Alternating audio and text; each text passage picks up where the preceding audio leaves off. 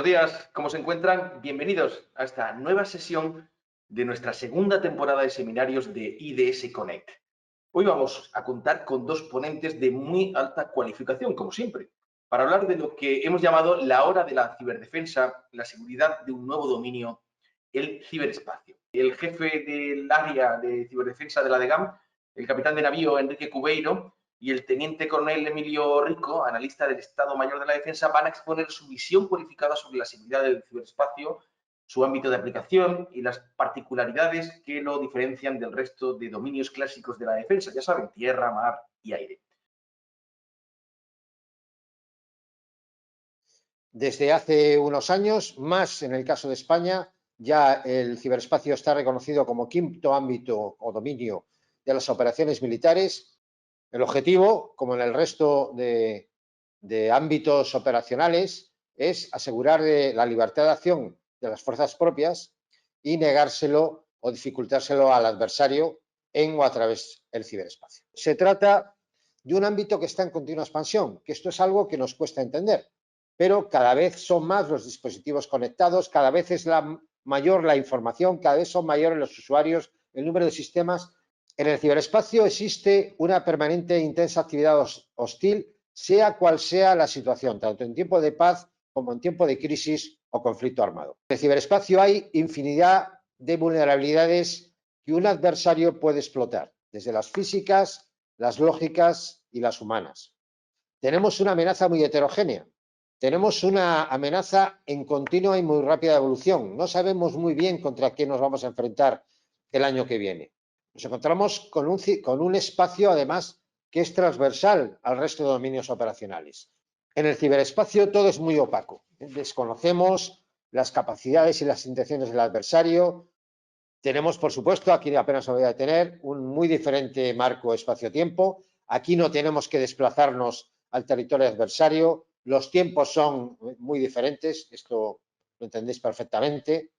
Se utiliza un armamento muy peculiar, si es que se le puede llamar armamento, que al fin y al cabo no son más que código, unos y ceros, con una efectividad incierta, en tanto depende de que exista una vulnerabilidad en el objetivo, con una utilidad efímera también, puesto que su uso puede alertar al adversario y encontrar el antídoto, con efectos colaterales impredecibles y, por supuesto, una absoluta imposibilidad de conseguir un control armamentístico.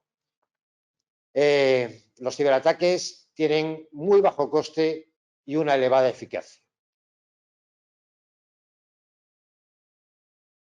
Entonces, en los últimos años, ya lo que hemos podido ha sido introducir algún concepto más de seguridad. Hemos metido herramientas para gestionar nuestros móviles, hemos tenido que hacer frente a los numerosos ataques de denegación de servicio y tratamos de llevar toda esa inteligencia a la nube.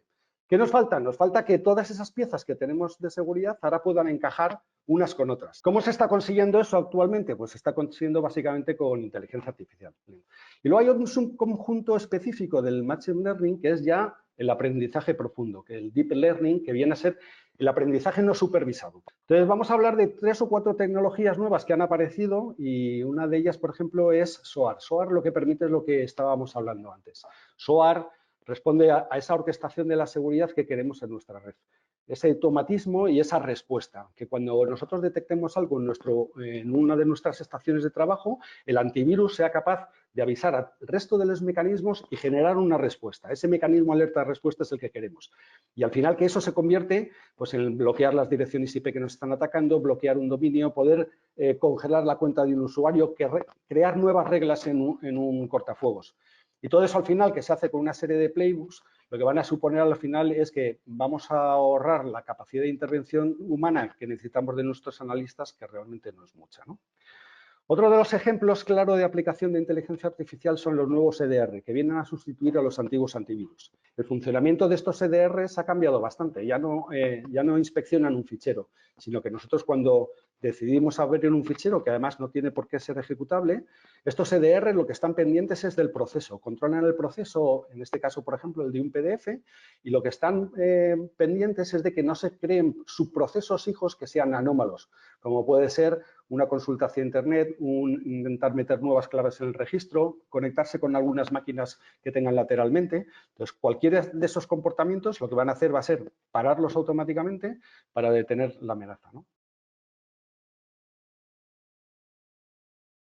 Existen infinidad de ataques y dentro de estos ataques hay algunos que corresponden a actores estados. ¿Por qué? Bueno, pues uno de los motivos es este. Esto sería el marco ideal desde el punto de vista de la legalidad en el ciberespacio, que tuviéramos perfectamente claro qué es ilegal y qué cosas son legales. Pero lo que nos encontramos realmente en el ciberespacio es esta situación, una muy amplia zona gris.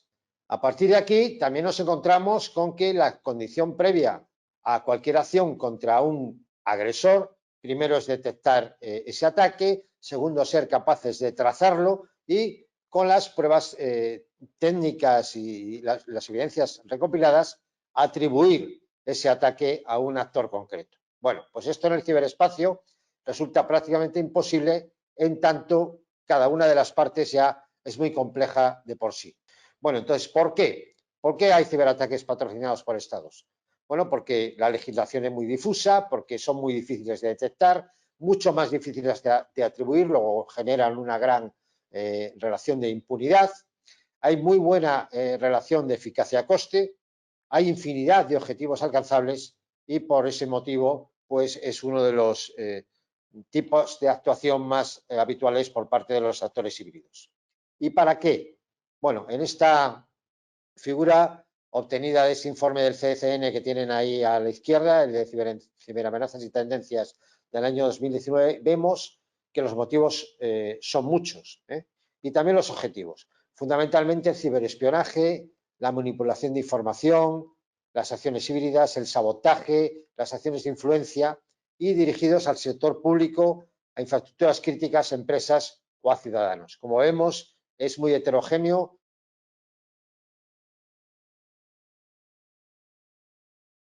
Por ejemplo, el CCNCER sí se hace eco de que el número de incidentes que ha gestionado en el último año pues ha crecido sustancialmente, ¿no? Ha pasado el año pasado, en el 2018, estuvo gestionando 38.000 incidentes y eso ha pasado a ser de 42.000.